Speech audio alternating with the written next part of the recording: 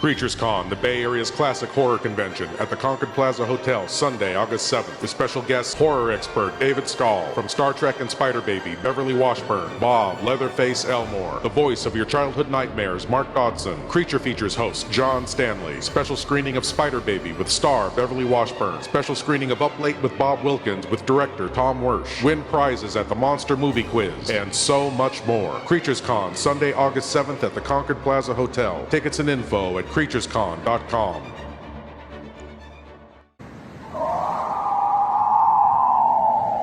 Gilbert, what are you doing all day in a cave? Oh, I know. You're waiting for the next broadcast of Lord Blood-Rah's nerve-wracking theater.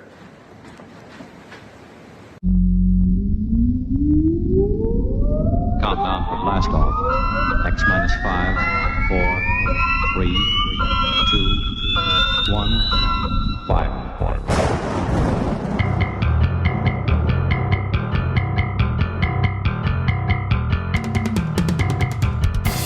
Welcome to Lord Blood-Rah's nerve-wracking theater.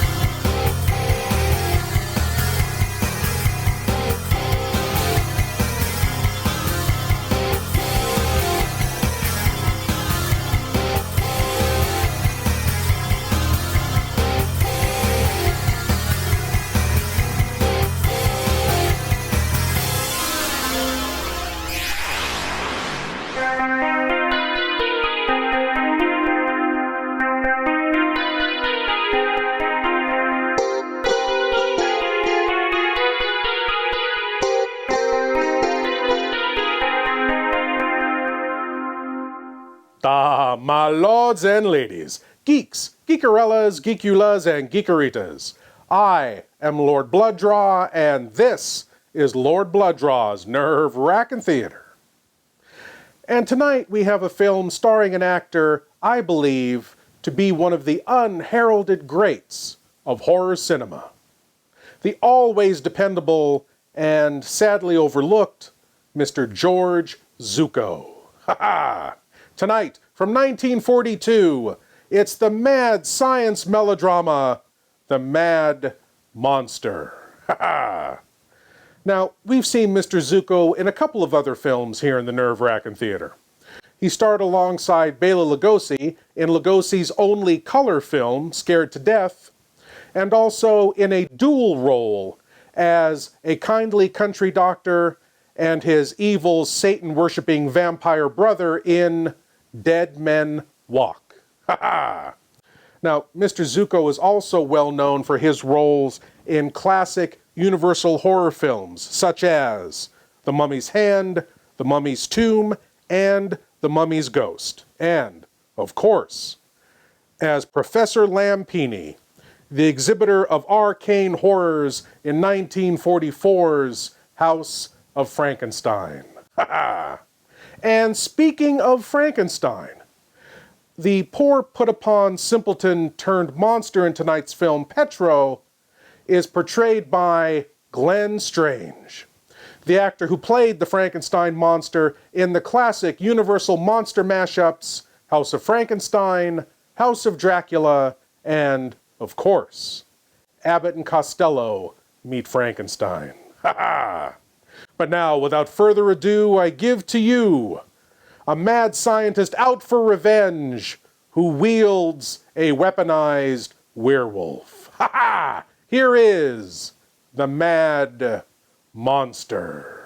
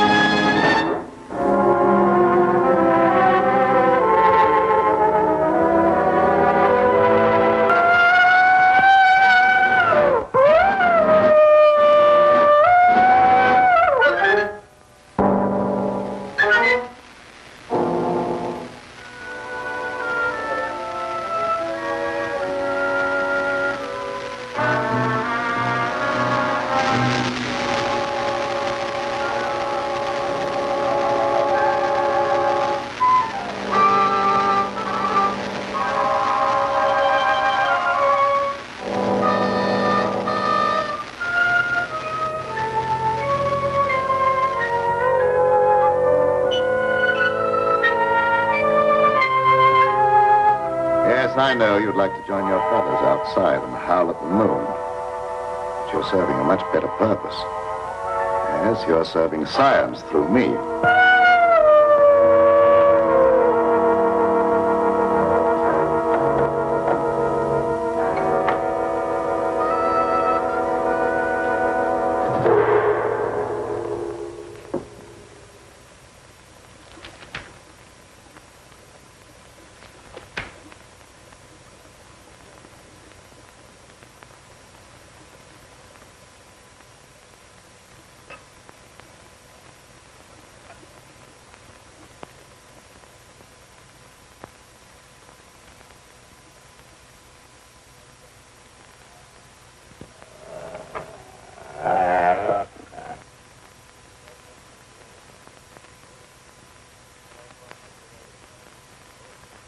Are you quite comfortable, Petra?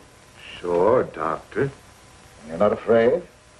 I ain't got no reason to be afraid. Yeah, that's right, Petra. There's nothing to be afraid of. Nothing at all.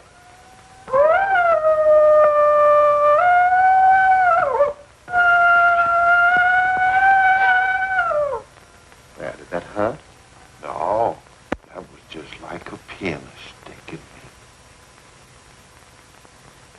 How come I have to have these straps on, Doc? Well, you see, Petra, I'm trying a new formula. I wouldn't want you to make a sudden move and fall off the couch. Now, don't worry. It'll only be for a little while.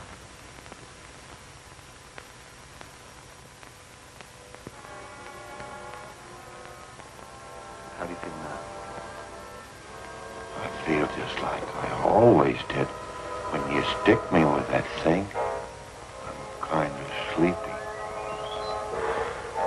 I'm sleep now.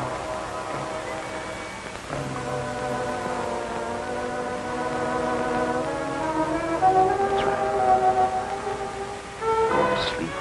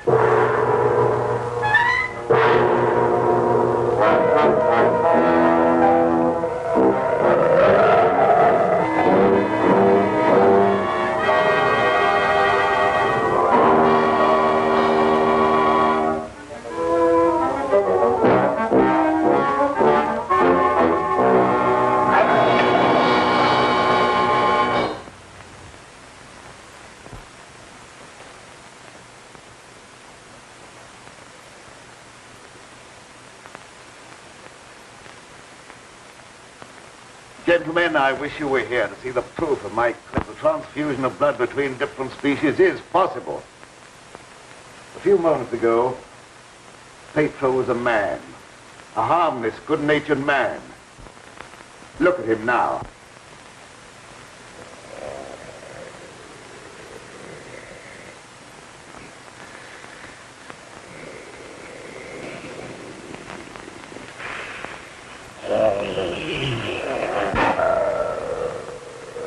He's no longer human. He's a wolf, snarling, ferocious, lusting for the kill. You're looking at a scientific miracle, gentlemen.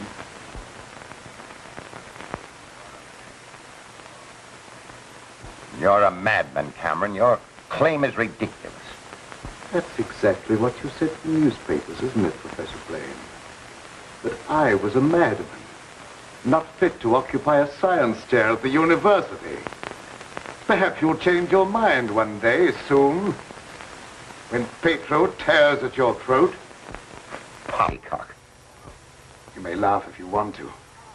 But look!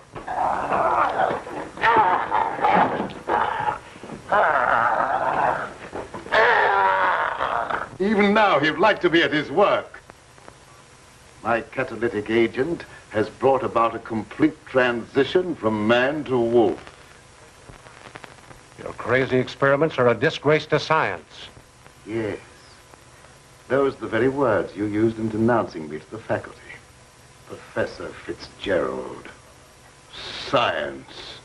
What do you know about science? You with your hidebound dogmas and shriveled mind that refuses to recognize progress.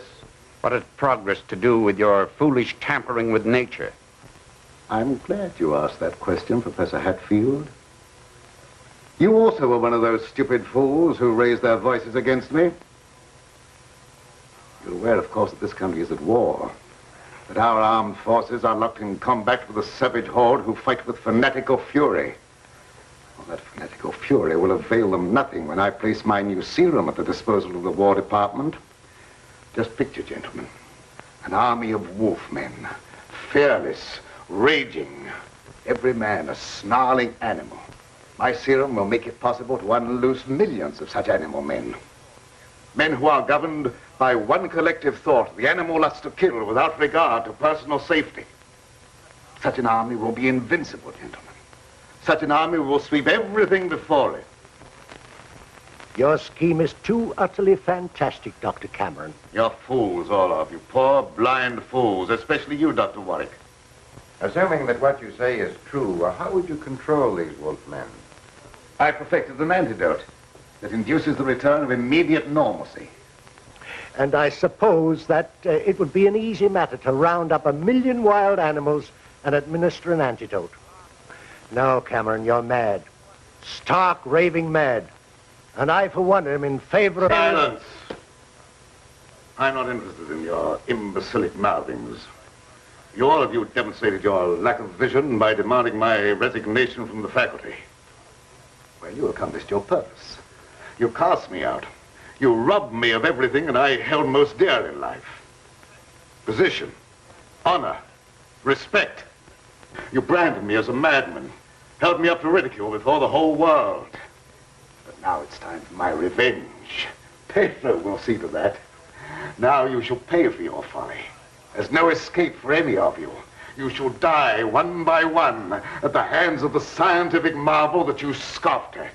You can't intimidate us with fantastic threats. You're a faker, Cameron, a mad faker. We'll have you ostracized by every scientist in the country. There are institutions for madmen, and we'll see that you're confined in one.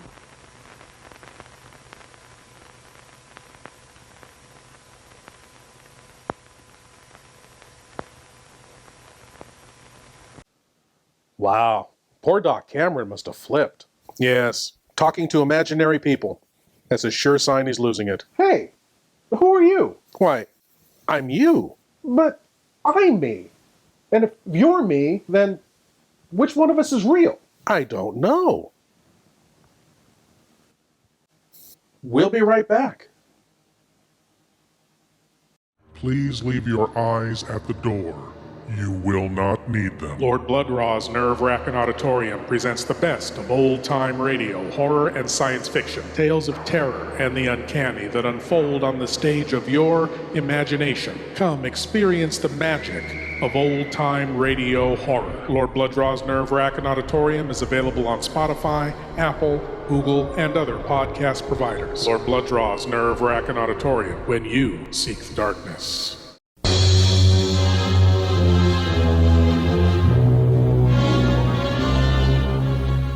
Come in. I surprised her in her room. She was not alone. With my own hands, I killed her. Starring Boris Karloff. Take this gun. Escort this gentleman from the castle. If he resists, kill him. The Terror. His evil mystic powers go beyond man's wildest imaginings.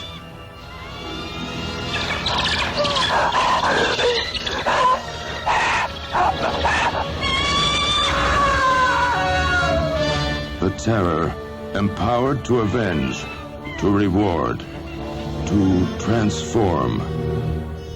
I do love you. Is she a blood and flesh beauty a man can enjoy? I am possessed of the dead. Or is she a gossamer myth, created by a madman's distorted desires? Take your life as you took mine, and bring us together forever. Join Boris Karloff, the Frankenstein monster of all horror motion pictures, in his most blood-chilling screen experience.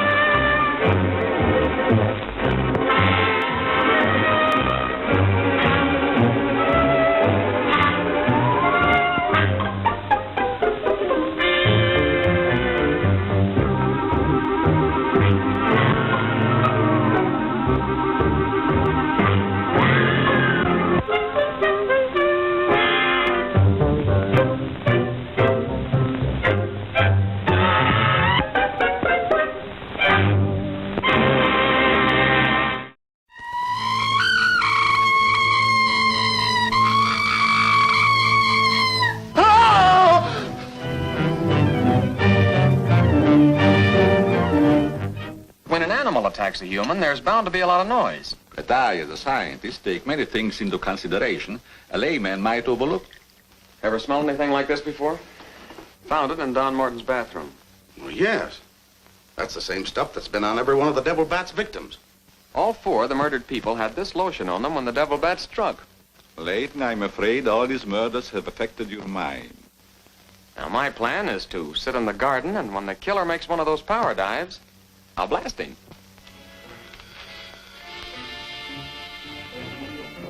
Tonight you have work to do. It's time you were on your way.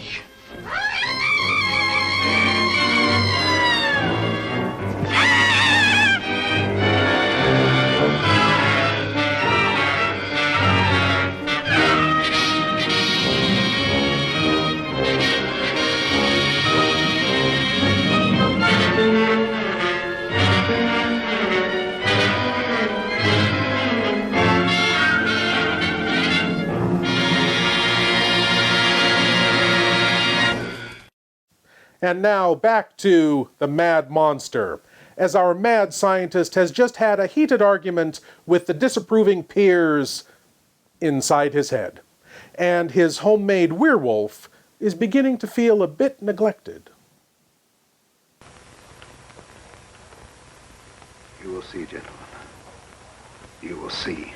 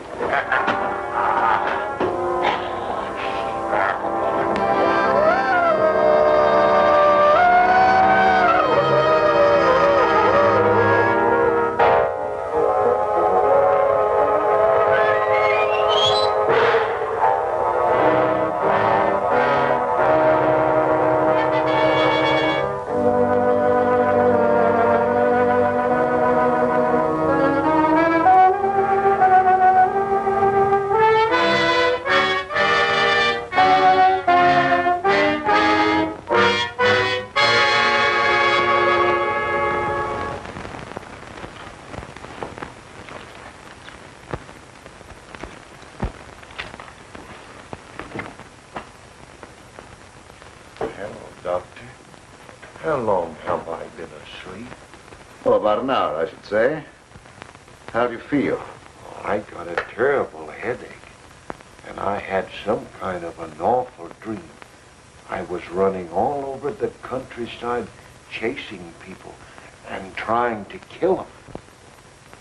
What does a dream like that mean, Doctor? Oh, that doesn't mean anything. You just had a nightmare, that's all. But why should I be trying to kill people, even in my dreams? I ain't got nothing against nobody. Well, let's not talk about it anymore. Go to bed. Our work's done for tonight. All right.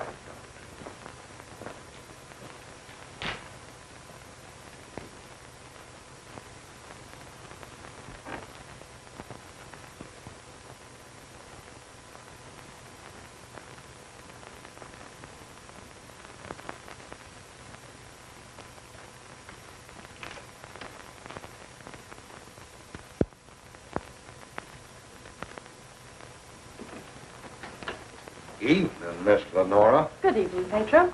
Well, Night Owl, I was just coming down to find out how much longer you're going to work. Do you realize how late it is? No, I didn't. I was so absorbed in my work. Oh, we done a lot of work tonight, and I slept almost an hour, and I had the awfulest dream. Go to bed, Pedro. Yes, sir, Doctor. Good night, Miss Lenora. Good night, Pedro. Dad, what kind of experiments are you doing that you need Pedro? Oh, he just helps me in the laboratory moving the heavy things around. He's a very strong man, is Pedro. How much longer are we going to be here, Dad? Why? Because the place gets on my nerves. I hate it. Your hating it has nothing to do with being separated from that young reporter friend of yours, has it? It has. And I want to know when we're going back to the city. Very soon now, dear. My work's practically finished. What was that? What? Well, that noise. It sounded like a wild animal howling. And I heard the same thing last night. No, that's probably some dog in the neighborhood. Dogs do howl, you know. You mustn't let things like that upset you. Now, come along, dear. Even a scientist needs sound sleep. And I shall sleep very soundly tonight.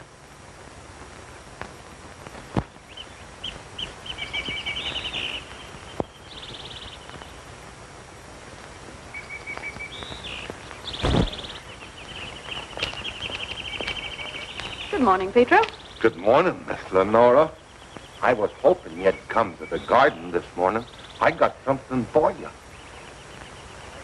Oh, they're lovely. Thank you. I'll pick some for you every day if you like them. Well, that's very kind of you. What's the matter, Miss Lenora? Pedro, I don't like this place. No, I guess you feel about this place the same as I do. I'm afeard of it, especially at night when the mist comes up out of the swamp. Of course, it's all right when the sun's shining like it is this morning. Are there any wild animals around here? Oh, yes, there's lots of them. How come you ask? Oh, I was just curious. Say, Pedro, what do you do when you work with Dad in the laboratory? Well, I don't rightly know. Besides, I ain't supposed to tell nothing. Your pop made me promise. Oh, well, you can trust me. I wouldn't tell anybody. Well, No, I ain't saying nothing. Morning, dear. Good morning, Dad. You sleep well? Yes, very well. Well, look at the flowers that Pedro gathered for me. Very pretty. I'm afraid you'll have to give up your gardening for the time being, Pedro. I want you in the laboratory. But, Doc, if I don't keep at this stuff, how am I ever going to make it look pretty? And I like pretty things. We shall leave this place long before you're able to beautify it. Gardening really isn't very important. Come along with me.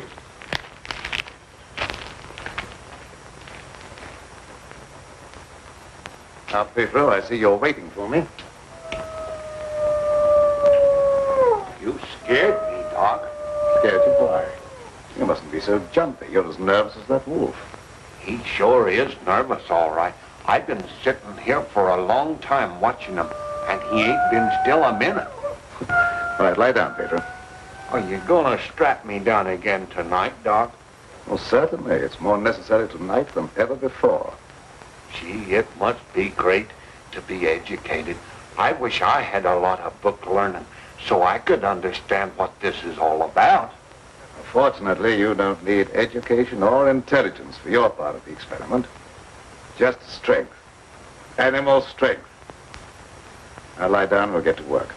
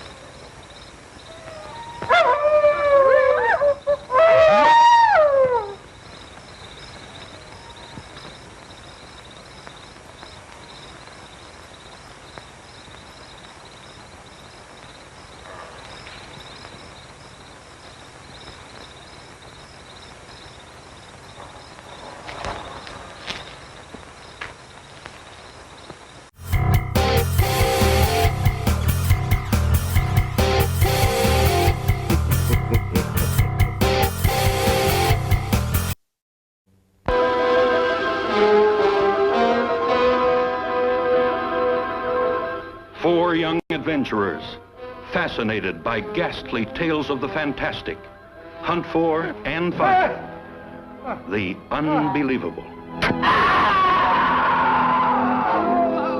I, who had never killed anything in my life, found myself assigned to duty as a sniper.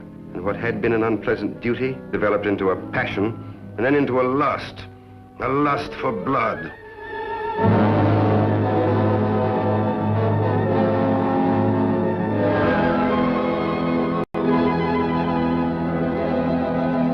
A killer with a crossbow, reveling in brutal torture, driving those close to him insane with terror. We won't fail. We can't fail.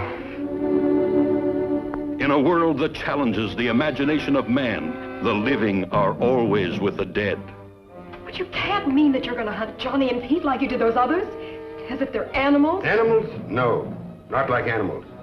I'm going to hunt them as men. Men of brains and cunning. And since the unfortunate incident involving my wife has left me without feminine company, I look forward to getting to know you both better. Much better.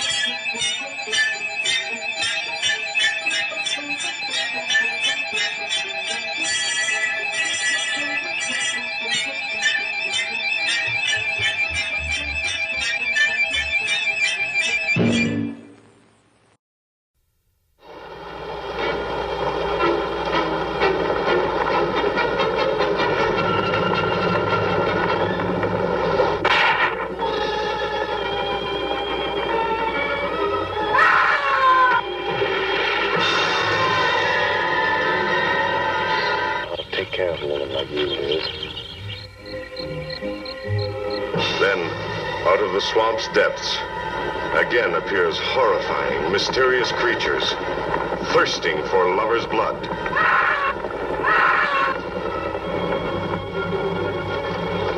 What are these giant mutations whose attack on people sends the whole countryside on an endless search?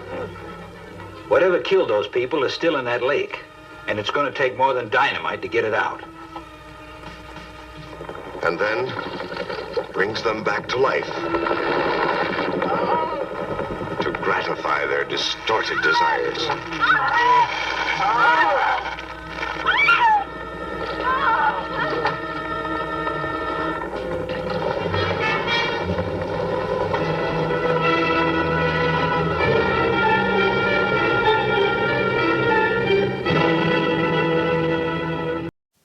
We now return to the Mad Monster, as Dr. Cameron's werewolf creature has been set free into the wild just to see what happens.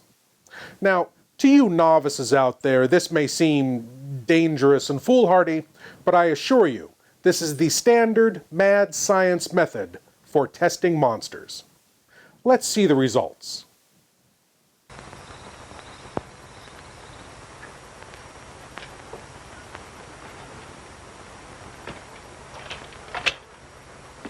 All the animals are terrible nervous tonight for some reason or other. The old plow mule liked to kick my head off. I come up behind her sort of quiet-like, and she lashed out with both feet. It's the devil mist in the swampland. I can smell evil in it. Oh, will you stop talking like that? I'm so nervous now I could scream. See, Mommy, I'm all ready. Oh, that's fine. Now you hop in bed. Can I put in my ball just for a little while? Well, just for a little while, but mind, if you ain't in bed by the time I do my dishes, I'm going to tan you good. Don't worry, I'll be in bed and fast asleep by that time. Good night. Good night.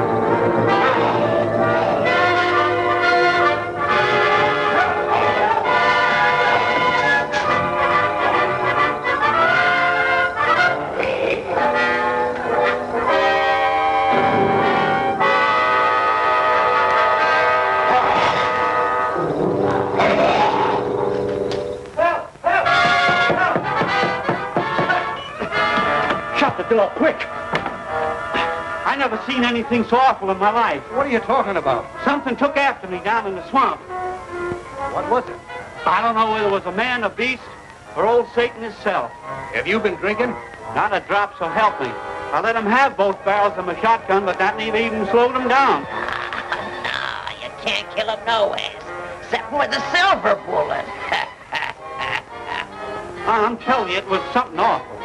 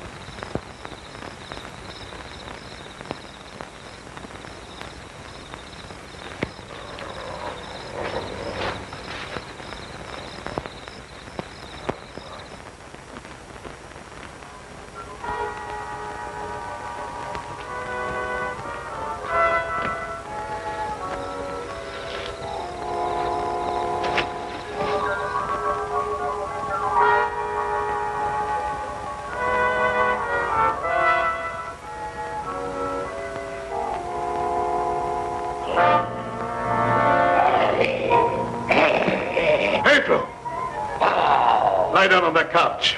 Let go!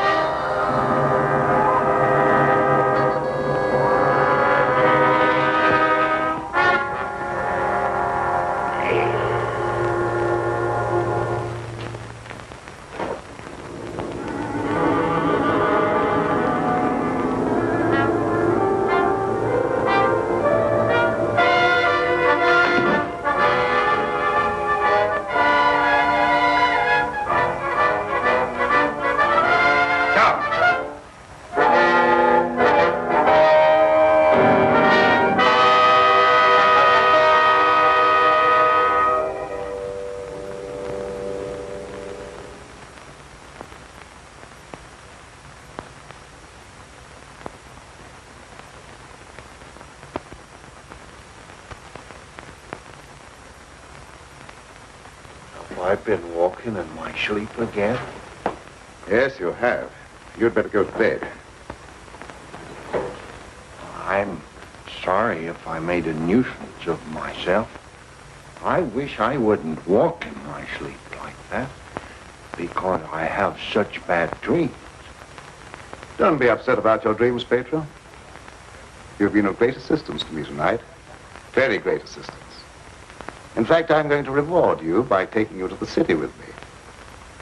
You mean I can go along with you and ride in the car? Yes, and while we're in the city, we'll make calls together. First, we will call upon a pompous gentleman called Blaine. Professor Blaine.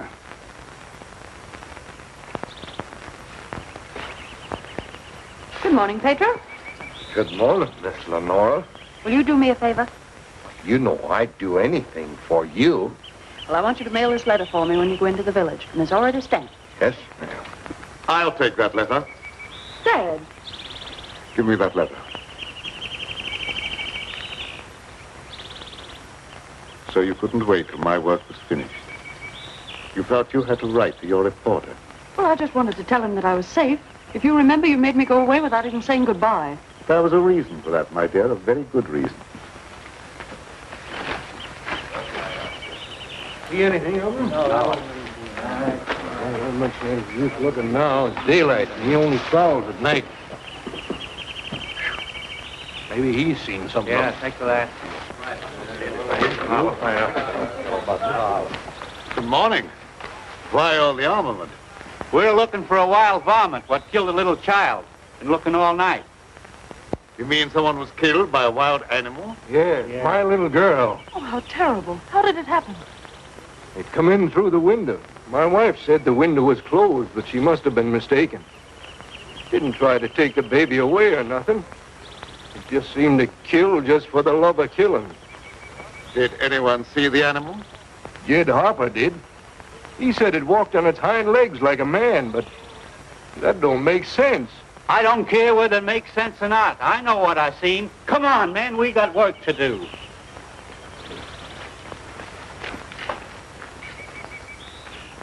What do you make of it, Dad? A predatory animal that opens windows. That would be very interesting to science, wouldn't it? Its dominant urge is to kill and destroy even when unprovoked. A human characteristic translated into animal instinct. Animals rarely killed except for food or in self-defense. The eminent professor, Dr. Blaine, would be interested to study such an amazing animal, wouldn't he?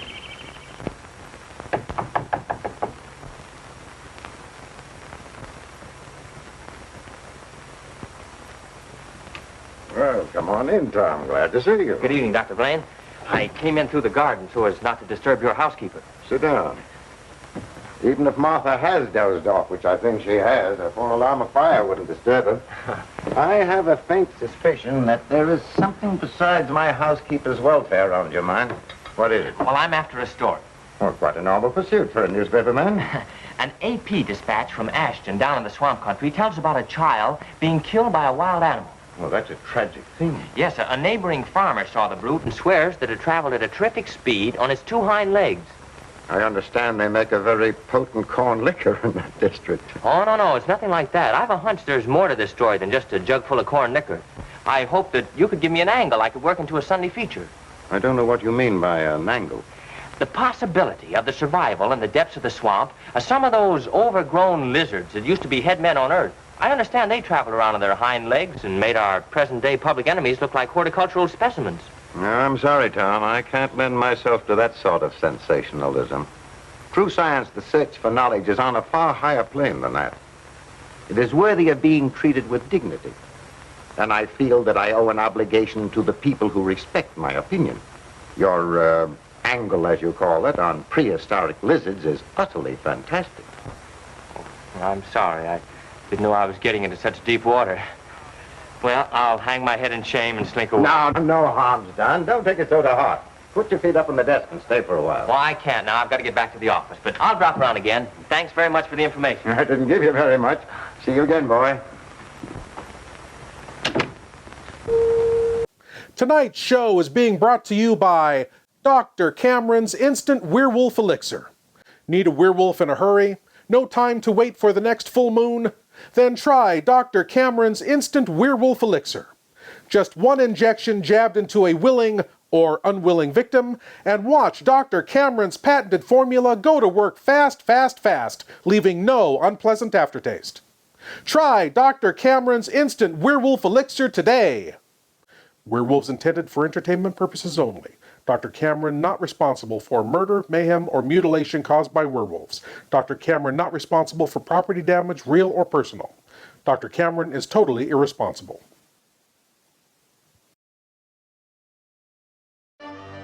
Like monsters? Like horror?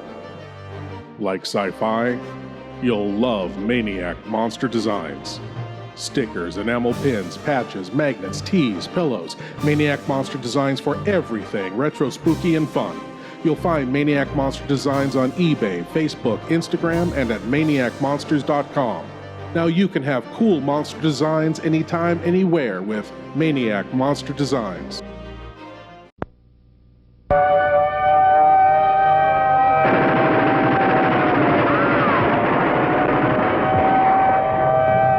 Why'd you set up the brake? Because I can use you.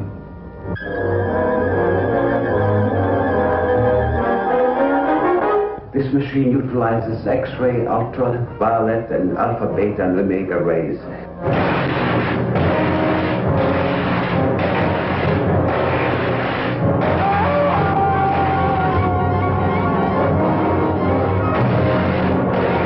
This man is a killer.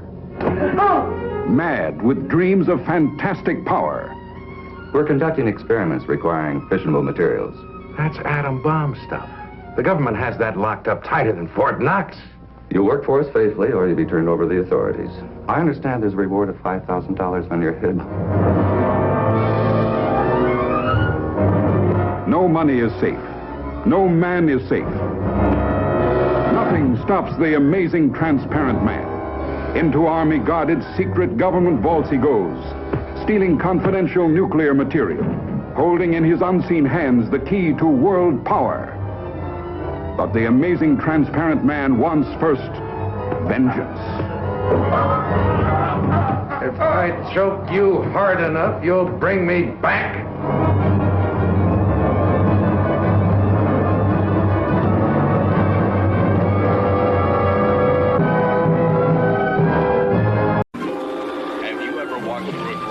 Late at night and seen a coffin open? Have you ever thought what it would be like to see a person's head amputated? Think of things so horrible that the human mind cannot imagine them. See all this and more when you see on stage, in person, that crazy mixed up Dr. Evil and his terrors of the unknown. Unlike anything that you ever seen or heard of in the past. Hideous creatures from beyond the grave. Leave the stage and grab girls right out of their seats. Girls, do not come alone. Bring your boyfriend to protect you when the lights go out. You may find a live snake or rat under your seat. A real dead body is given away to some lucky person at every performance. Also, in person. The Mummy and King Kong, famous Hollywood gorilla, real and alive. Plus, on the screen, 2 horrific motion pictures. Dr. Evil and his Terrors of the Unknown. Plus 2 horrific pictures.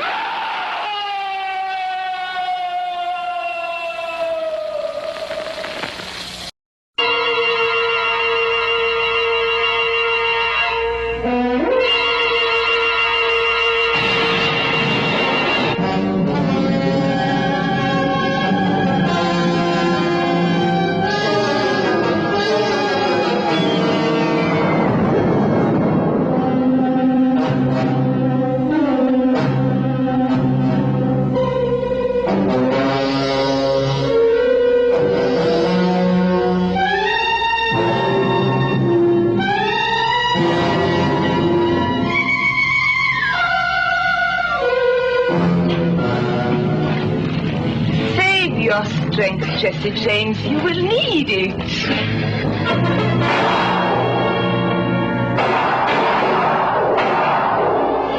Your bullets can't hurt me.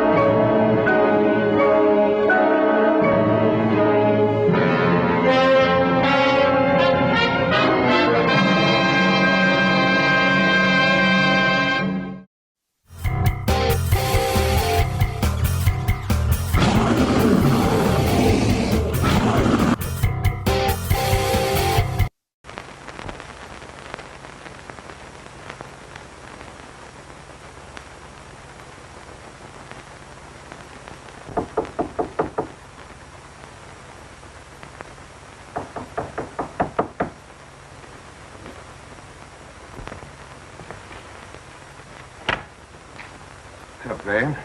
Surprised to see me? Yes, I confess I am. Come in. Sit down. Thank you. You shouldn't be surprised, Blaine. I told you that I'd come back when I could prove my theory to your complete satisfaction. You say you've proven that wild theory? Well, I'm here. You don't think I enjoyed your comments so much that I came back merely to hear you repeat them? Any comments I made were an expression of honest opinion. I will retract any statement proven to be untrue. Do you think that will cancel your obligation? Do you think a retraction will pay me for the humiliation of being held up to public ridicule, for having my scientific reputation blasted, for being forced to resign from an honorable position? I deeply regret any possible injustice, but my rejection of your theory was not intended as a personal persecution. I'm sorry. I apologize, Dr. Blaine. I suppose we're all prone at times to lose sight of the true perspective. Well, let's say no more about it. I'll gladly consider anything in support of your theory. I'm not asking you to take my word for anything. Just to believe the evidence of your own eyes. Pedro.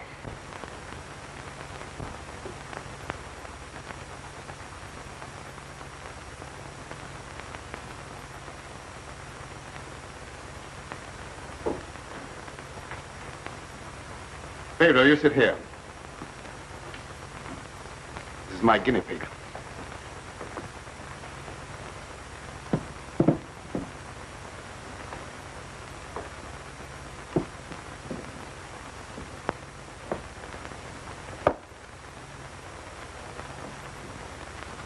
You're aware of the nature of this experiment? We've been doing this a long time.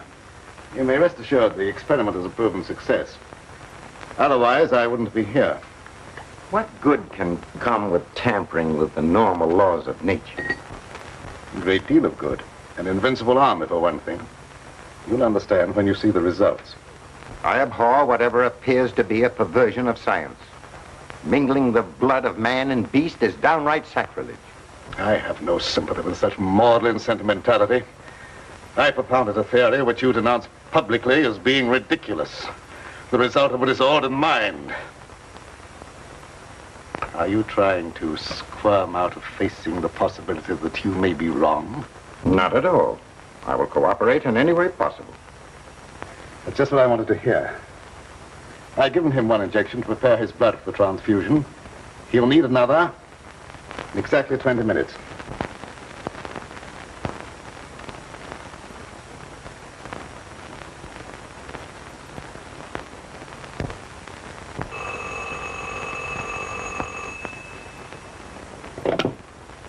Hello? Is this Magnolia 37136? I'd like to speak to Dr. Lorenzo Cameron, please. Just a moment, please. It's for you, Cameron. For me? Hello? Oh, is that you, dear? You asked me to call you and find out if you're returning tonight. It's all right. I'll be over as soon as I can. Goodbye. Goodbye. It's my daughter and some friends. I'll have to go and get her. I shan't be long. What about the second injection? You said it had to be given in 20 minutes. Oh, yes, the injection. I may be able to make it. If not, I want a doctor, whether you'd do it for me. Why, yes, I guess so. That's very, very kind of you. Pedro, you stay here and don't bother Dr. Blaine. No, sir, I won't bother. Of course, it's quite possible, Doctor, if I don't get back, that you could ensure the failure of this demonstration by forgetting the injection. I'll have to take that chance. Don't worry. Even if I lacked a sense of honor, pride would hardly allow me to stoop to such a level. I shall give him the injection if you're not here by 12. At 12, precisely.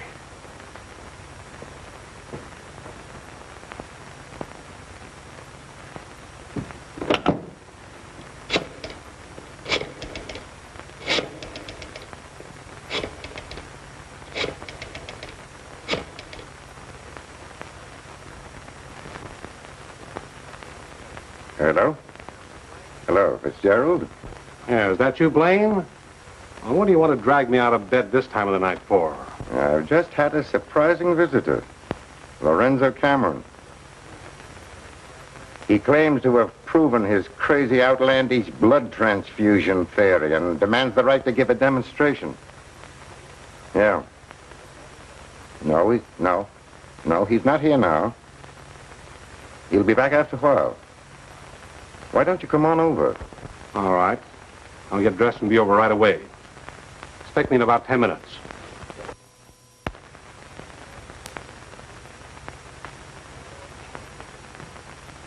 Are you at all familiar with the work Dr. Cameron is doing?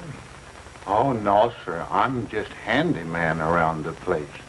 Nobody, not even Miss Lenora, knows what he does.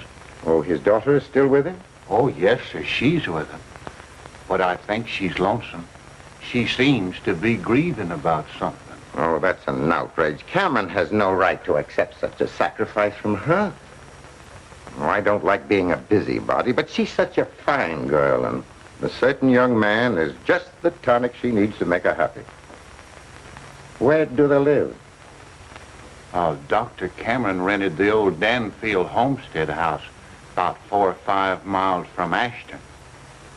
It was a fine place, but ain't been nobody lived there for a long time, and the weeds kept growing closer to the house till they about swallowed up everything.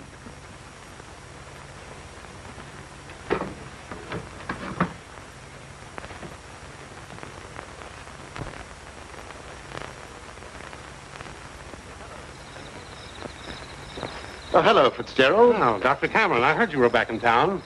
Blaine just told me that you wanted to demonstrate the proof of your blood transfusion theory. He exaggerated when he mentioned demonstration. I told him I could prove my claim. But I don't think Professor Blaine is in a cooperative frame of mind. That's why I came to you. What do you want me to do? I'd like you to be present when I talk to him. All right. I'll take a walk over with you. You know,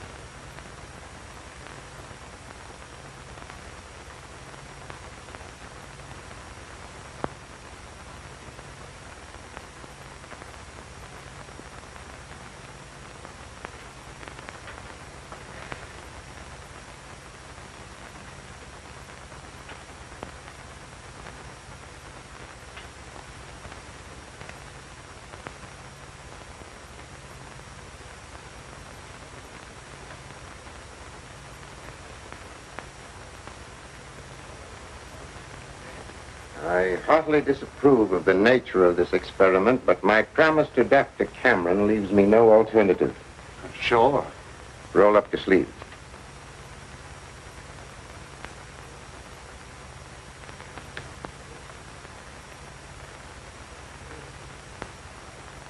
How do you feel? Just like I always do.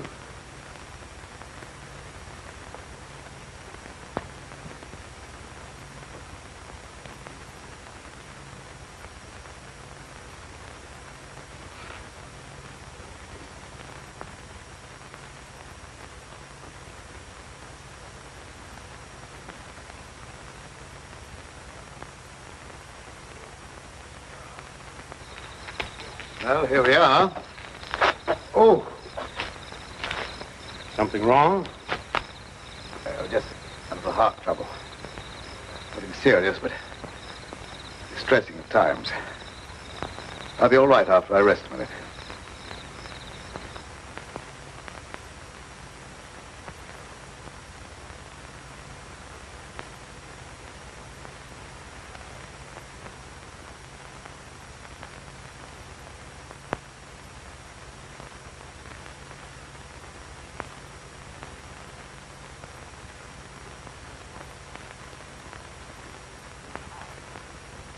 Maybe we better go in the house. Oh, no, in just a moment. What's the matter, Gunk? Oh, a slight heart attack. Want me to call an ambulance? No, I don't want an ambulance. I'll be all right in a minute. Oh, just trying to help.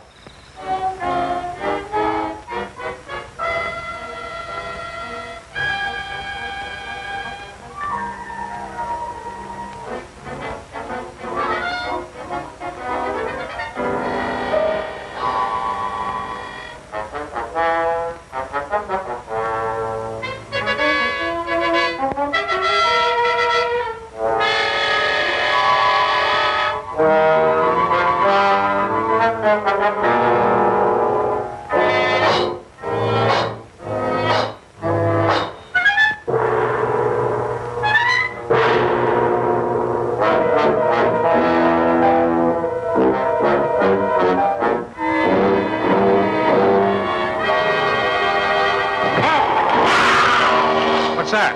Sounded like come from the house. Did you see that, my lords and ladies? What am I talking about? You'll find out after this. Please leave your eyes at the door.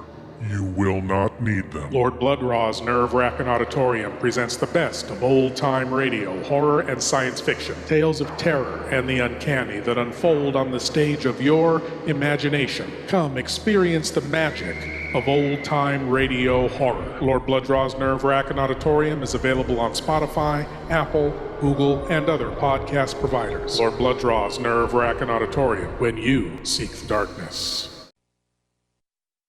Dance, baby, dance, come and dance with me. Hear the beat of the pounding sea. Ride, baby, ride, come and ride with me. Let your feet go easy and free. What do you make of this? Where does the other end go? It dumps into the ocean. It looks exactly like the South American Fantigua fish. I hope you can take one alive, Sheriff. I still believe that a human clawed that girl to death. The Beach Girls and the Monster, starring John Hall, Sue Casey, and the glamorous Watusi dancing girls from Hollywood's famed Whiskey A Go-Go nightclub. Music by Frank Sinatra Jr. You got a monster in the surf. Yeah, yeah. Chicks, do you have a problem? You won't have after you meet the monster on the beach. If you see this ghoul, play it cool. Beauties in bikinis, laughing, singing, surfing, sinning. Beach party lovers making hey hey in the moonlight while the monster waits and watches. Yeah. This one will kill you.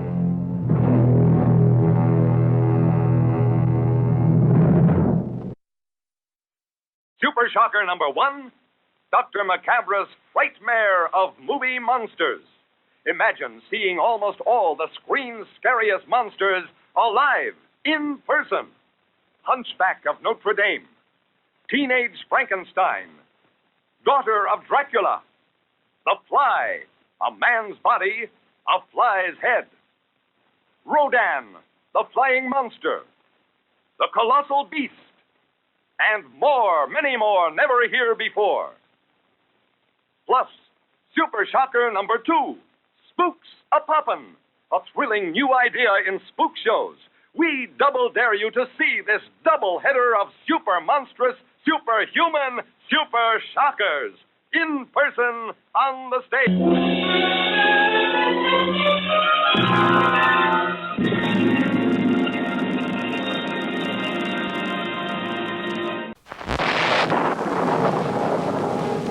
It is safe to state that the grandchildren of some of the people in this dinner will not be born on Earth.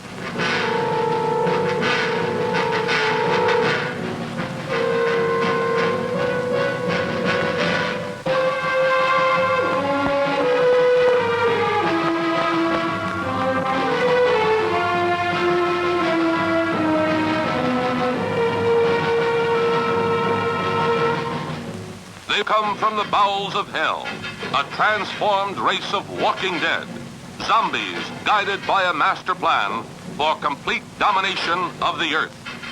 Plan 9 from outer space.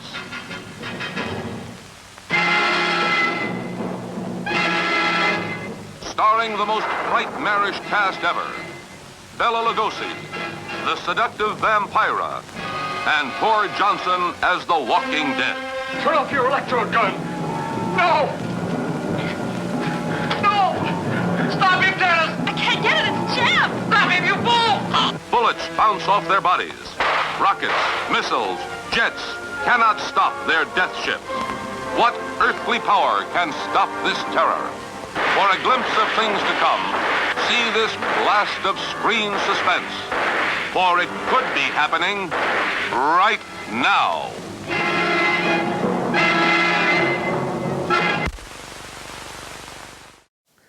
Well, lords and ladies, I have a little challenge for you. Now, if you were paying close attention during that last segment, you would have noticed that Petro left behind a bit of incriminating evidence in that room. Evidence that, if found, would implicate him and eventually Dr. Cameron in the murder of Dr. Blaine. Did you see it? Will they find it?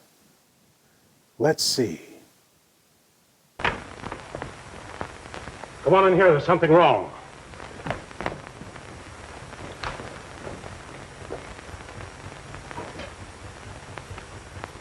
I'll say there's something wrong. Give me police headquarters and make it fast.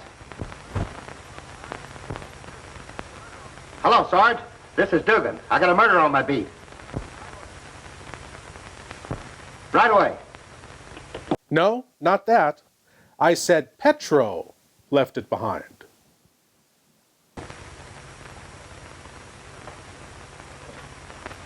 That's the work of an animal, not of a human being. What do you know about this? How could I know anything? I was with you. Oh, officer, my heart's beginning to trouble me again. I can't be of any use here. I may as well leave.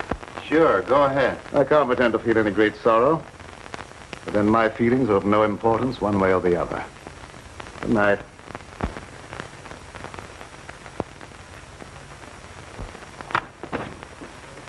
Howdy, Lieutenant. Hi. I've seen a lot of murders in my day, but never as messy as this one.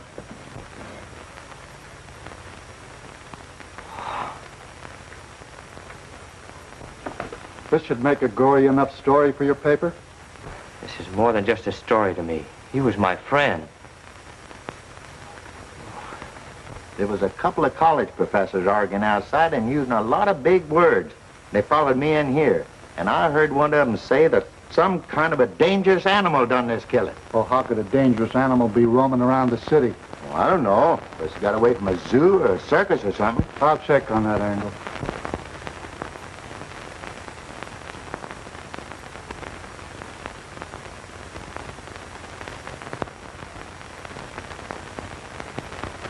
Nope, not that either. Ashton. You talking to me? No, I was just trying to remember something. Ashton. I got it. An AP story came in from Ashton the other day about a child being killed by a weird animal from the swampland. What do you mean, weird animal? A farmer swore it wasn't human, but that it traveled on two legs like a man. Oh, he was crazy or drunk. There ain't no such animal. Anyway, how could he get way up here? I wish I knew.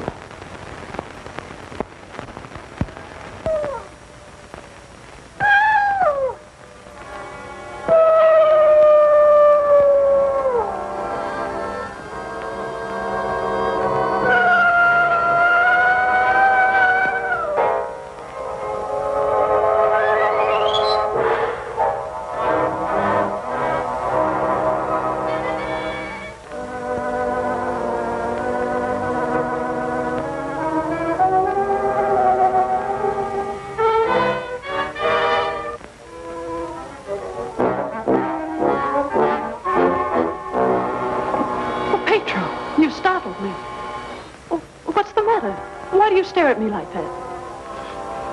I don't know, Miss Lenore. I feel funny. I smell something in the mist coming up out of the swamp. It's like a voice talking to me, telling me to do something. Something terrible. Oh, but that isn't real. That's just your imagination. You mustn't pay any attention to what that voice seems to be saying. Pedro! What are you doing here? Go to your room. You've no right in this part of the house. Get out! Immediately! Wake up! You're dreaming.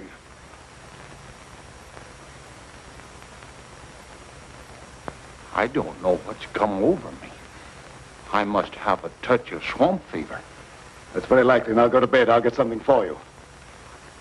Yes, sir. I'm sorry if I made a nuisance of myself.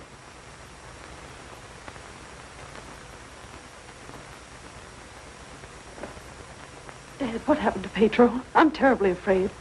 There's nothing to be afraid of, dear. He just had a touch of fever, that's all. Oh, that was more than fever. Why, his eyes were the eyes of a wild beast. He was possessed by a demon. Now, dear, you know there's no such thing as being possessed by a demon. That's ignorant superstition. Well, I don't care what you call it, Dad. But there's something here that's evil. It's real, and I can feel it. And I'm afraid. Dad, I can't stand it here any longer. Let's get away. I can't go now, dear. I must wait till my work's finished. Pull yourself together, dear. Oh, I won't be silly anymore.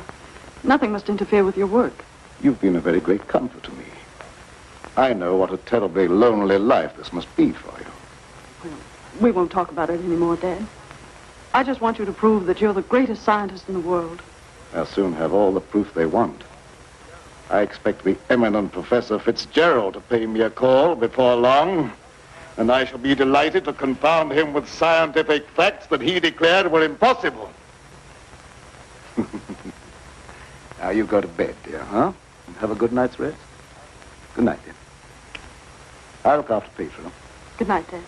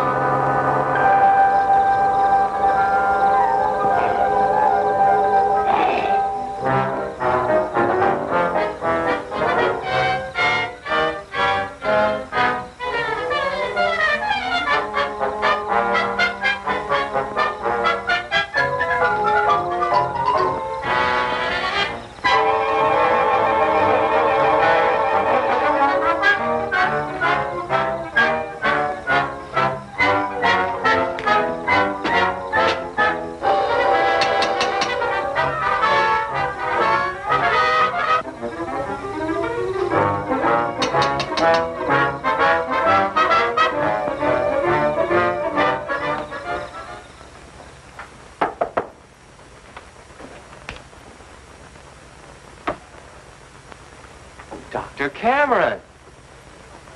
So, you're the owner of this haunted castle. What do you mean, haunted castle? Well, maybe I did just have the jitters, but I thought something was prowling around out there. Did you see anything? No, not even positive I heard anything. Just a feeling. That's not very definite, is it? Tom!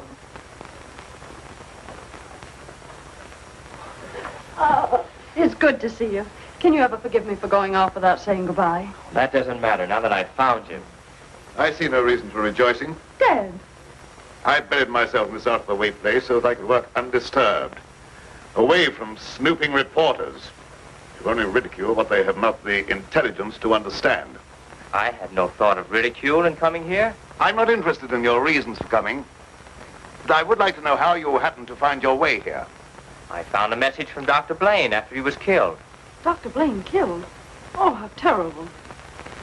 Yes, if only he was killed by some animal. You knew about it? I was with Professor Fitzgerald when it happened, and I saw him right afterwards. What was the message? A memorandum to tell me about this old plantation. So he meant to betray my confidence, just as he did before. Well, I don't believe Dr. Blaine had any such thought in mind. I don't care what you profess to believe. You belong to a profession that's obnoxious to me, and you're not welcome here. Dad, Keep quiet. I won't keep quiet. Now, I've stayed here because I thought you needed me. But I won't have you treat Tommy like this. No, don't get upset on my account. Things will turn out all right. I suppose you have a right to your own opinion. Good night. Tom, wait. Don't go now. Wait till daylight. Why? Well, I'm afraid. Afraid of what? Well, I don't know exactly, but there's something dangerous that prowls around in the dark. And I wish you wouldn't take this trip alone. Don't worry about me. If I meet anything I can't whip, I can do a swell job of running. I'll be around tomorrow whistling at your front gate, if you have a front gate. Good night. I wish you'd wait till morning. I'm sorry, I can't do that. Good night. Good night.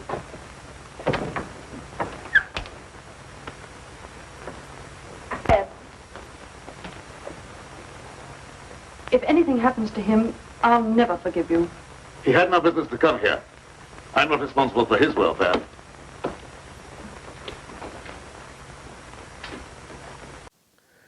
Well, it looks like they didn't find it. Did you notice it? Remember, I said that Petro left behind some evidence that would have implicated him and Dr. Cameron in the murder of Dr. Blaine. Roll up your sleeves.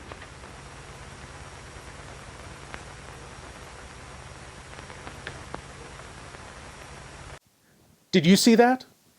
When Petro rolled up his sleeve, he popped the buttons off of his cuff. If those buttons had been found, it would have implicated Petro in the murder, and Dr. Cameron's plans would have unraveled. But those buttons weren't found.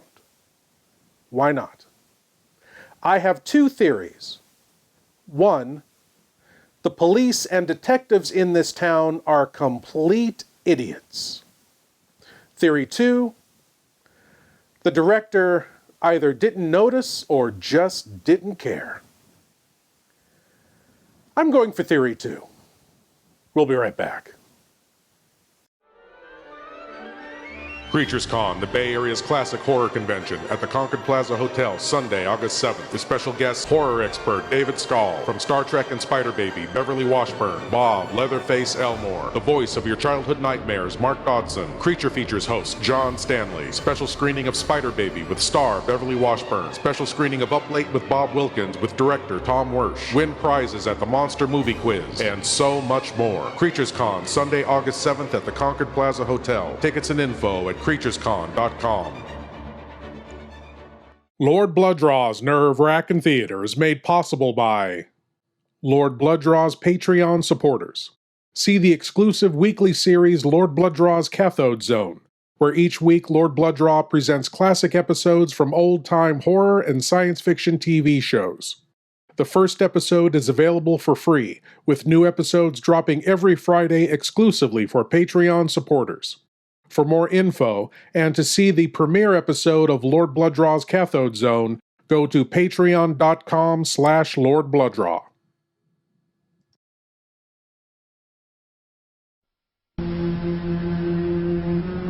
That it could happen in America. That it could happen now. That it could ever happen to me.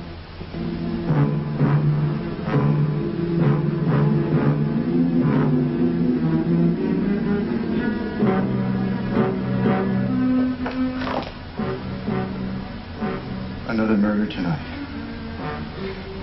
At Watergate. My apartment.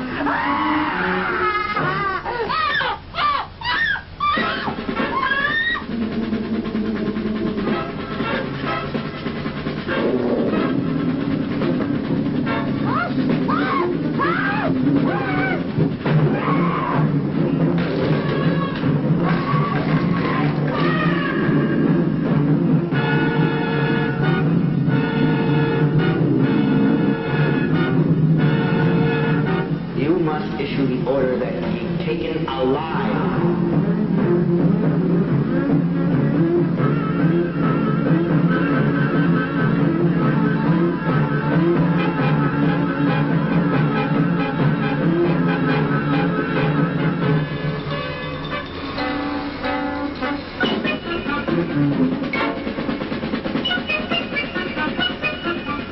The moon hasn't risen yet. Put a guard on me.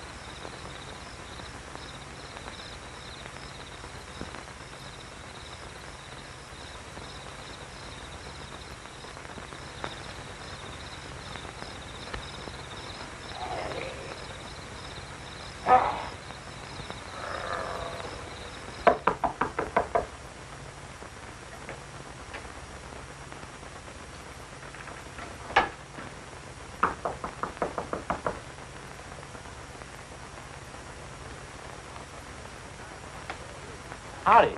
Sorry to bother you this time of night, but I've lost my way. Come on in. Sit down. You're a fool to be traveling around by yourself at night like this when the mist comes up from the swampland. Oh, you mean the mysterious night prowler that's got everyone's imagination working overtime? That ain't imagination with me, mister. That thing killed my little girl. Sorry, I wouldn't have joked if I'd known. It scared Jed Harper so bad, he went and got religion. Well, say, can you give me some facts about this killer? What does it look like? No one can tell you that for sure, mister. Because it never prowls only on nights like this when the mist is thick and nothing can be seen very plain. Jed Harper said it traveled on 2 legs. But you can't count on that because Jed was scared half out of his mind. Besides, the mist was extra thick that night. You better stay here the rest of the night, mister. I can't offer you a bed, but I'll make you as comfortable as I can. Well, thank you very much.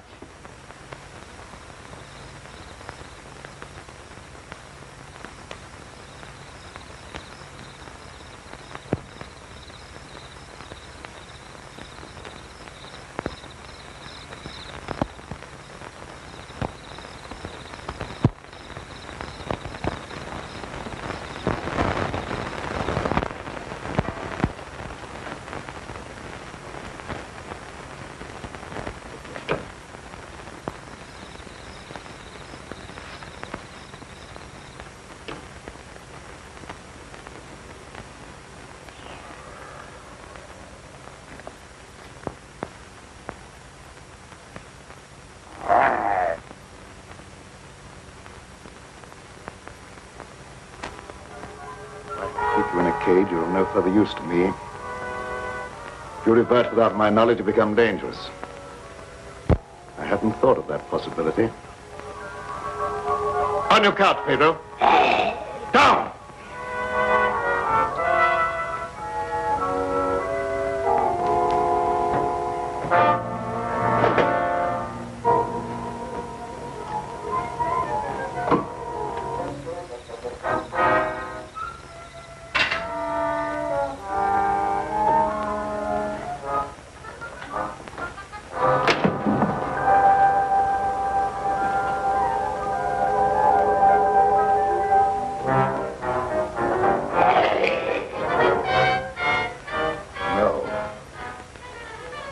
couldn't disappoint Professor Fitzgerald.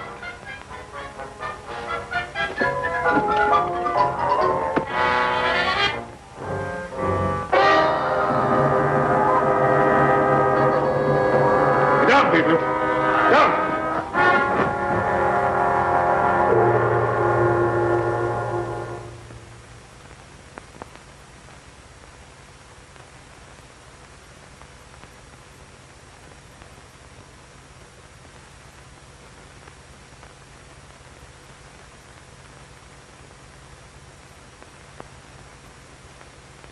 Did I walk in my sleep again? Yes. Doctor, ain't there some way you could cure me from doing that? I'm afraid not. It may be necessary to lock you up at night after this. Oh, it don't seem fair to lock a man up just like he was an animal.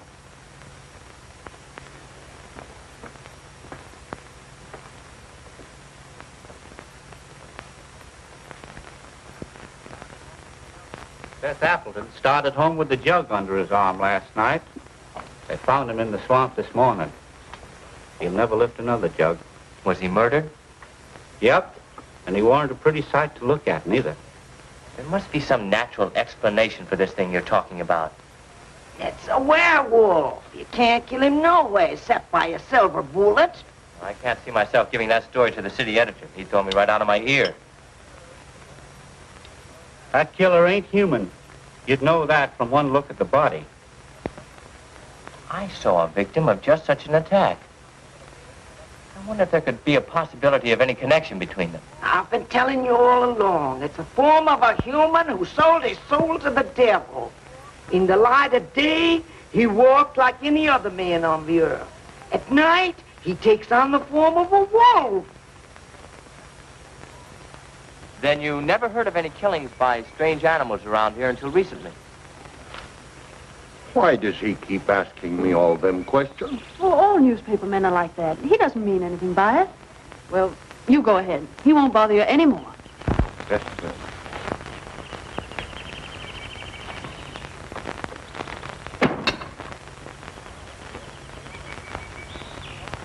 Lenora, you must give some thought to your own safety and peace of mind. There's no normal reason for Dr. Cameron to hide away in a place like this unless... Unless what? Oh, nothing, forget it. But don't avoid the question. What were you going to say?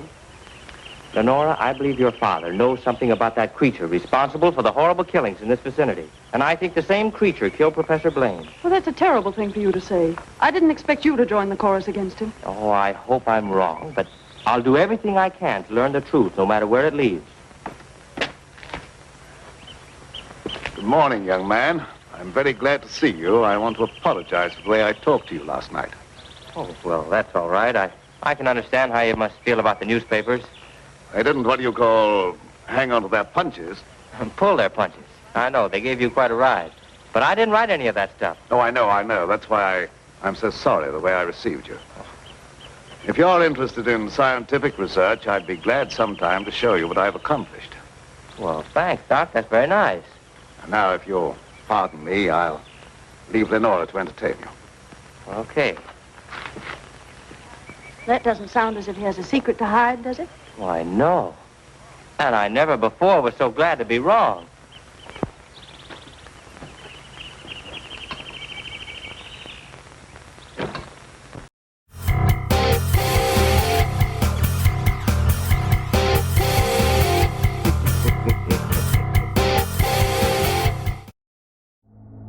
All the cool things.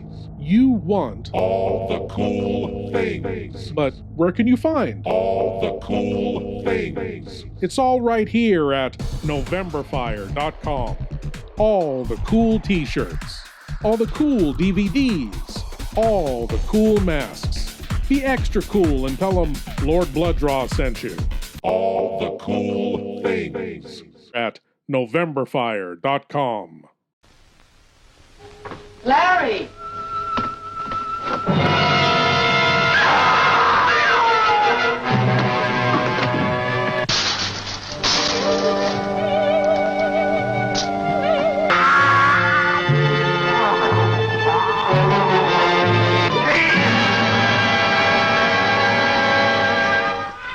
From the exotic geisha houses of Tokyo to the back alleys of the Ginza Strip comes the terrifying news of a fiendish creature that threatens to destroy all who stand in his way.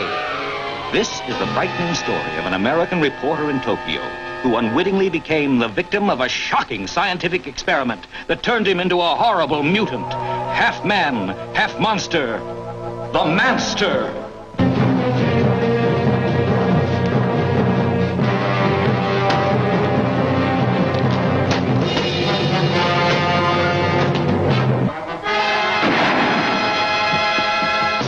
What happened? He got away. I think I know where he's going, to Taras. Follow me. Right. There's panic in the streets as the unheard-of terror of a half-man, half-monster runs wild through the city. There he goes! Don't miss The Manster, a genuine thriller in the most frightening sense of the word.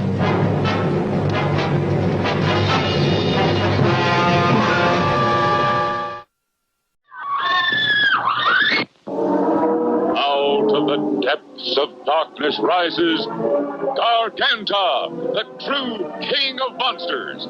He's on his way, alive, in person, to scare the yell out of you. Garganta on the stage in Dr. Siltini's giant triple Scream Show for the first time on any stage. The stage show that brought you the Frankenstein monster in person now brings you direct from Hollywood, Garganta, the giant gorilla of the universe, alive and in person, in a 3-hour performance filled with more chills, thrills, laughs than you ever experienced in this century. It is engrossing, exciting, fascinating, filled with tense climaxes, gripping scenes, beautiful starlets. Yes, it's Garganta, this wild, inhuman menace, this 782 pounds of dynamite that makes Kong the gorilla look like a monkey. And that's not all. During the dark seance when all the lights are dim, ghosts, spirits, and vampires descend into the audience, you may find yourself holding a ghost, your girl, or someone else's girl. So watch out when the lights go out. But as Mae West would say, it'll separate the men from the boys.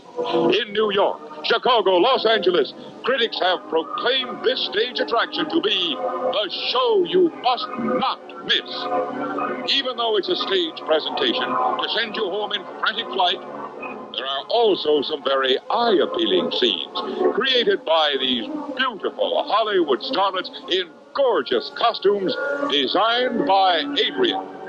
Yes, it's a stage show for everyone. But those of you under 16, please be accompanied by an adult.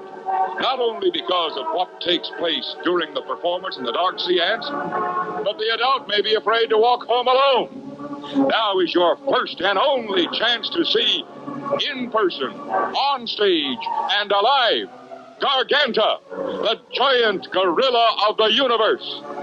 Watch for it.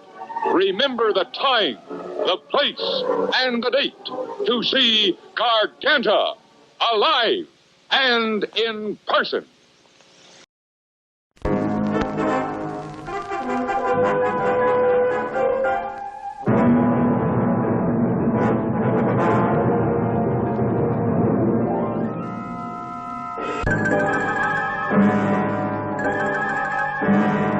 This one has plenty of fight in him.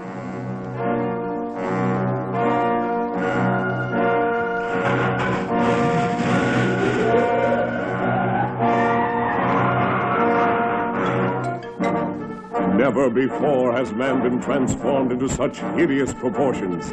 Never have teenage girls been subjected to the terrifying ordeal in the fantastic room of torture.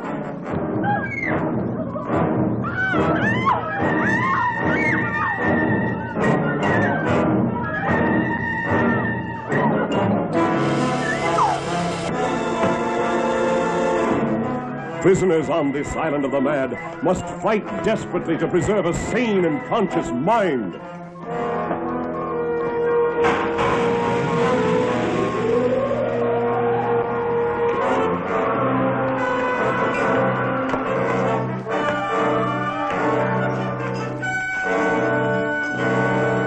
This strange and powerful story has been acclaimed as the most terrifying of all time, as it bursts forth the unequaled horror of an island of monsters created by a human beast.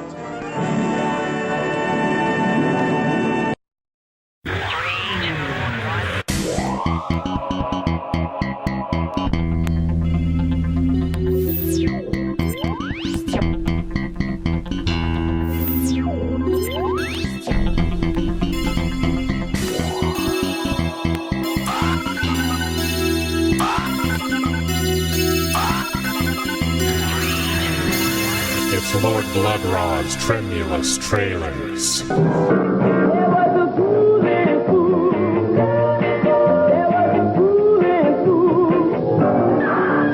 scream a minute. A nightmare of fiendish horror. Unbelievable until you see it with your own horror-stricken eyes. Since I've been here, I've been trying to capture a wolf to extract his glands. But tell me, Professor, have you ever experimented on yourself? The new doctor, suspect, beauties, the prey of fiendish desires. A village up in arms. Look there! Where? At the top of the stairs! Water! Stop, or I'll shoot!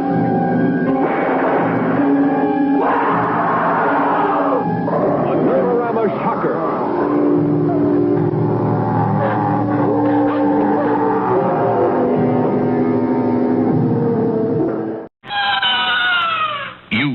Invited to join the banshees, the werewolves, the vampires, the gooks, who are all coming to our Halloween convention of spooks. You'll enjoy this lively group if your blood doesn't end up in the soup. Practice your screams. Break out your shrouds. Tighten your nerves. And join the crowds at our convention of spooks.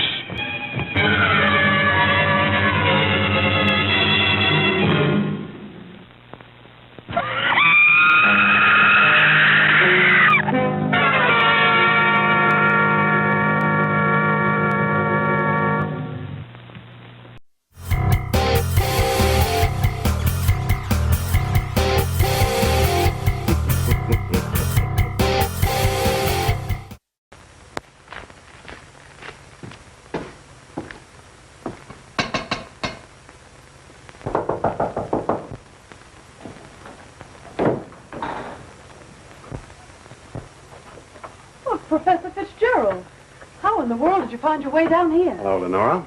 Your father wrote asking me to come. Is he here? Yes, and he'll be very glad to see one of his old friends.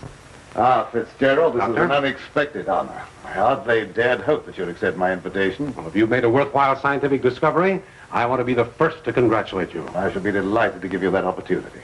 Well, the things that you two have to talk over are way over my head, so I'll leave you alone. Oh, now, don't run away.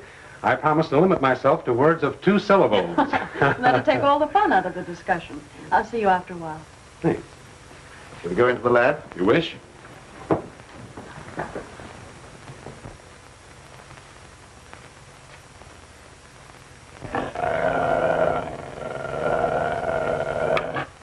very secretive about your work. I have to be to keep out intruders. You seem to be excellently equipped. Now, good tools are the first requisite of good work. Sit down, Mr. Professor. Thanks.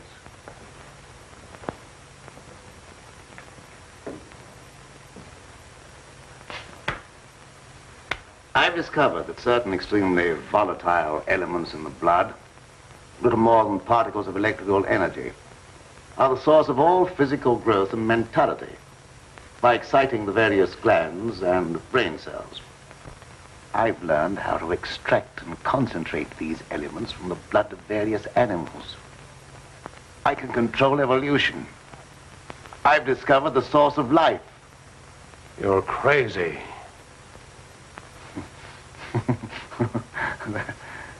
That has a familiar ring. You told the newspapers I was crazy once, didn't you? I didn't know that you invited me here to reopen an old controversy that was very disagreeable to all concerned. I came with the hope that you'd abandon impossible theories and accomplish something worthy of consideration. And I suppose you feel yourself fully competent to judge my accomplishments. You and your hidebound associates, Hatfield, Warwick, and Blaine. No, not Blaine. He no longer is passing judgment on my sanity. I believe you know something about Blaine's death. You were at his house. But you talked to him on the telephone before I came to your house. Did he say then that he was in any danger of losing his life? No. Nothing threatened him at that time. And I was with you when he was killed. You pride yourself on not indulging in fantastic theories. What proof have you that I was in any way implicated in Blaine's death? I have no definite proof. You accuse me of being crazy for what I claim to have accomplished with this apparatus. But I can give you overwhelming proof of what I say. I can inject into your veins a substance that will give you the strength of 10 men. Or, following the line of evolution, how would you like a pair of donkey's ears? That'd go well with your type of mentality. I certainly will not be the subject for any of your experiments. And I'm afraid it's useless for us to continue this discussion any further. You're not leaving, are you? I see no reason for staying. Open that secret panel. So you don't care to stay and be convinced that you were wrong?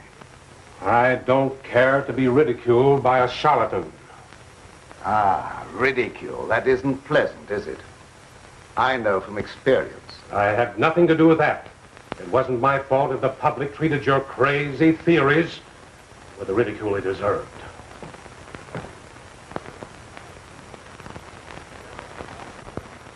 Fitzgerald. Well? Would you do me a favor? What is it? I have to send my hired man into town. Would you mind taking him with you? All right. I can do that without any trouble. Oh, thank you so much. If you'll wait at the car, I'll send him out to you in a few minutes.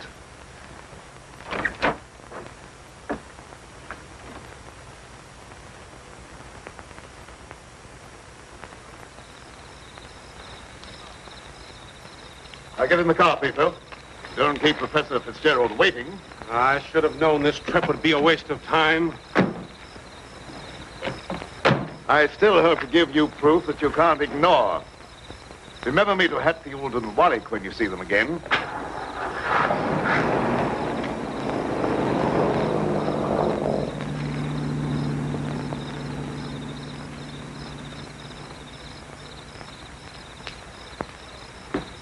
Why did Professor Fitzgerald leave so soon? He wasn't impressed by the possibilities of my line of research. Oh, well, don't be disappointed. There's no credit to his intelligence. You're a great scientist, and someday you're going to startle the world. You're right, dear. I'll startle the world.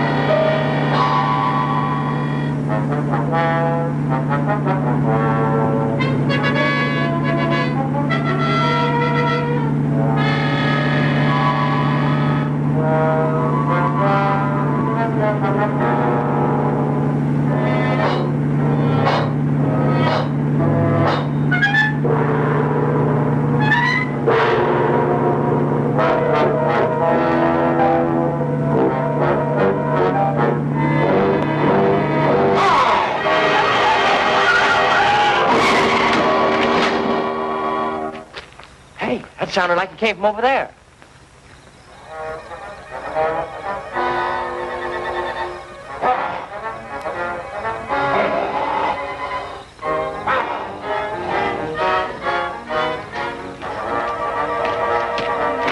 I didn't see a thing.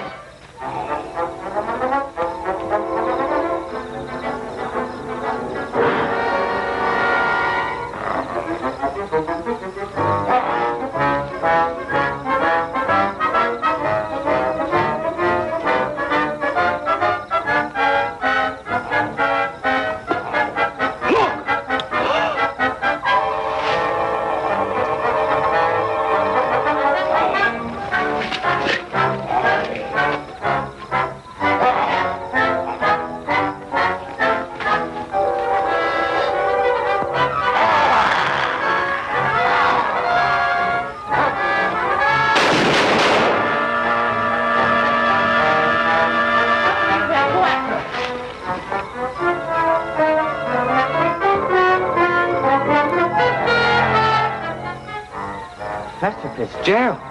Is he dead? He's still alive, but unconscious. Where can we take him? You can take him over to my place, but the old Danfield house is handier. We'll take him there. I don't know how badly he's hurt. One of you men go for a doctor. Come on, give me a hand. Assume the position and open your minds wide. It's time for your cranial cavity search. Yes, my lords and ladies, the cranial cavity search. Here's a chance for you great geeks out there to prove your geek cred by showing what you know. And tonight's cranial cavity search question is: werewolf legends appear in many, many different cultures around the world, and they appear by many, many different names. Which of these terms for werewolf is not an actual term for werewolf? Which of these words for werewolf is not an actual word for werewolf? A. Lucaru. B. Malasadish. C. Vricolagus. Or D. Lycanthrope. Ha ha! Which of these words is not an actual word for werewolf? And which of these messages is not an unwelcome interruption? The answer to that is none. Lord Blood-Rah's Wrackin Theater is made possible by Lord Blood-Rah's Patreon supporters. See the exclusive weekly series Lord Blood-Rah's Cathode Zone, where each week Lord Blood-Rah presents classic episodes from old-time horror and science fiction TV shows. The first episode is available for free, with new episodes dropping every Friday exclusively for Patreon supporters. For more info, and to see the premiere episode of Lord Blood-Rah's Cathode Zone, go to patreon.com/Lord Blood-Rah.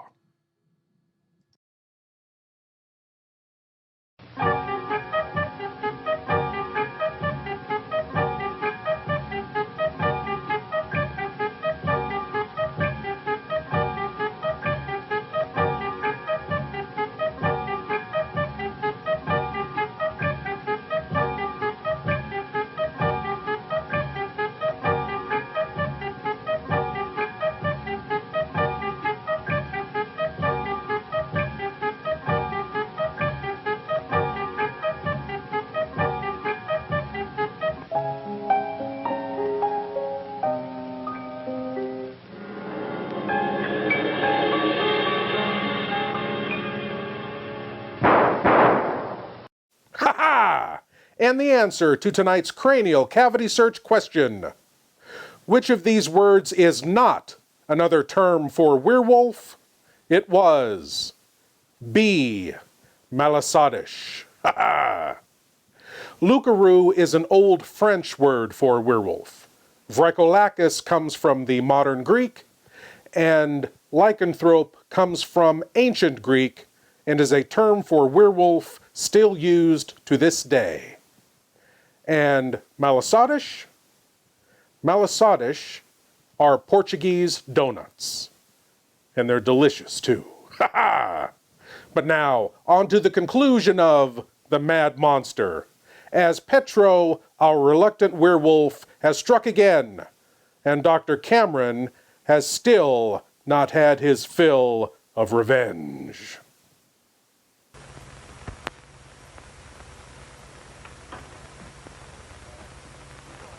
Dad, please come to dinner. You know I don't like to eat alone. No, I'm not very hungry. You go ahead with your meal. Are you feeling discouraged because Professor Fitzgerald was unsympathetic? Fitzgerald's opinion is of very little value. Killer again. Get more of it. I'll answer the door.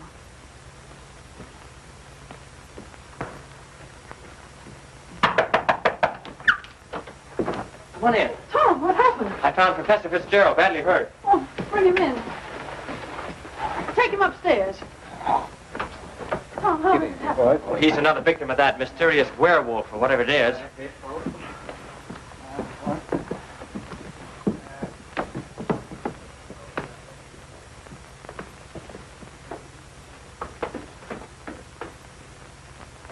In here.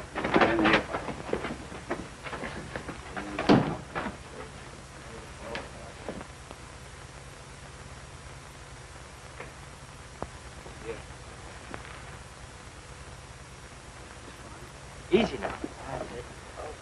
Get his head up there. Yes.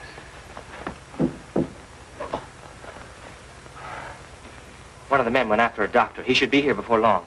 There's nothing more we can do here, so we'll keep hunting for that killer. You don't need to come down with us, ma'am. We can find our way out. Good evening, sir. That devil got another victim. Yes, so I see.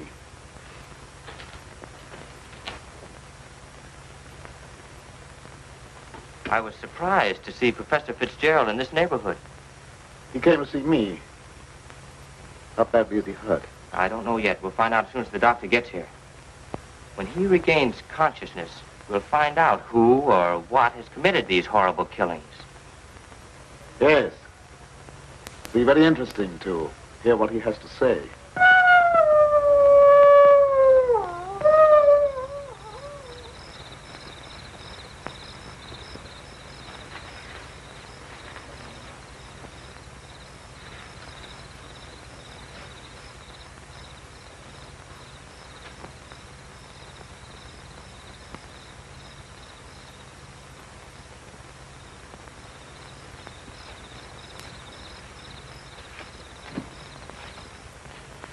Since this awful thing happened to him, I can't feel any resentment over the way he treated you. Did you quarrel with him? Yes, we quarreled. So I suppose you think that I went after him and dragged him out of the car. Dad! Newspaper training seems to breed a suspicious nature.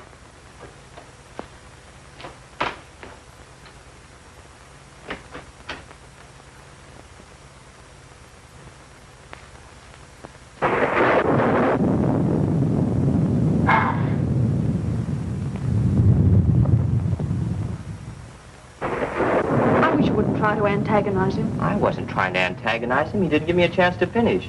I was just going to ask him if anyone was with Fitzgerald when he left here. Well, I can answer that. Petro was with him. Petro? Yes, he drove him into town. But surely you don't think that... I don't know what to think. But I will know as soon as Fitzgerald comes to. I'm inclined to agree with Dad about your imagination. It's fantastic. Maybe so, but didn't it strike you funny that we didn't find Petro around when we found Fitzgerald? Look, darling, please don't snap at me just for trying to add things up. I'm sorry.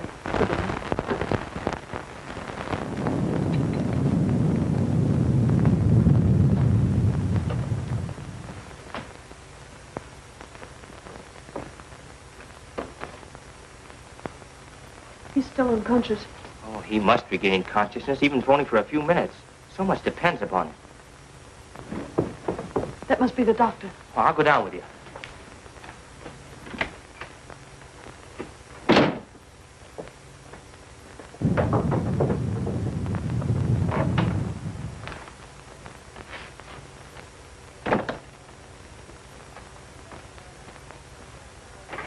Oh, Doctor, I'm glad you got here. I'm glad to get inside. There's a humdinger of a storm coming up. Where's the patient? Upstairs. Oh, good evening, Doctor. Will you go right on up? You stay down here, dear. There's nothing you can do. I hate to leave you, but I must question Fitzgerald as soon as he's able to talk.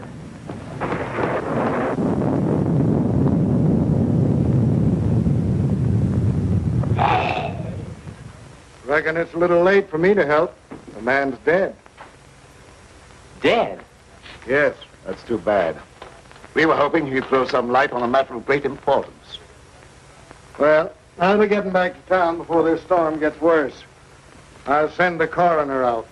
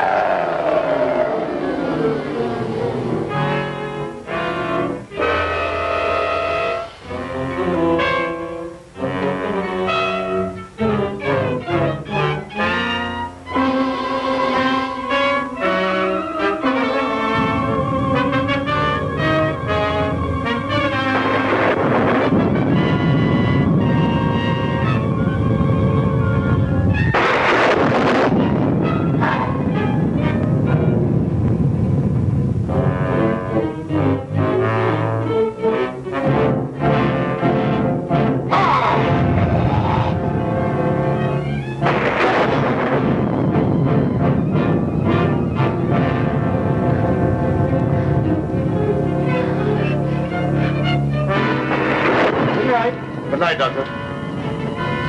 There's no necessity for you to stay any longer. Oh, yes, there is. I want to ask you a lot of questions, mainly about Pedro, that servant of yours. I can't be bothered with any more of your questions. They're only prompted by your fantastic imagination. I must ask you to leave at once. Wait, you'll do some more talking, whether you like it or not. You're making yourself very unpleasant. I haven't even started yet to be unpleasant. If my hunch is correct, I'll prove you guilty of murder. And in the meantime, I'll get Lenora out of this madhouse. You will prove nothing, and my daughter stays here with me.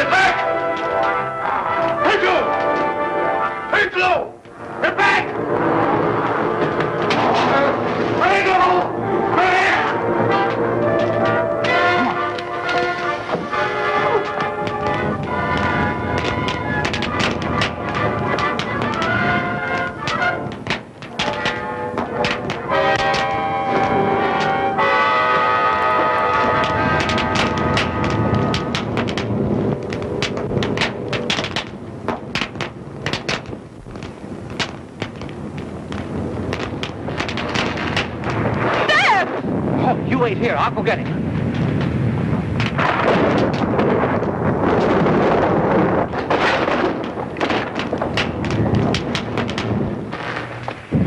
Where? Oh, Tom.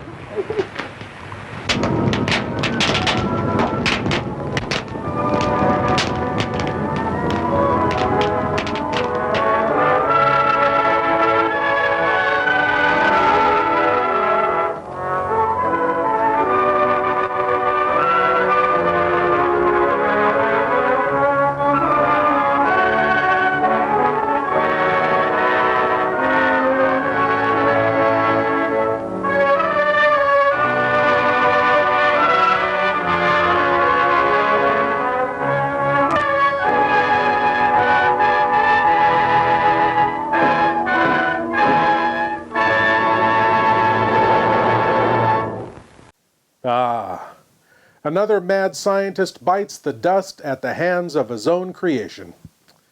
It was ever thus. And few actors play madder mad scientists than the great, unsung Mr. George Zucco. Ha ha! We'll be seeing more of Mr. Zucco's work in the Wrackin Theater in the future, to be sure.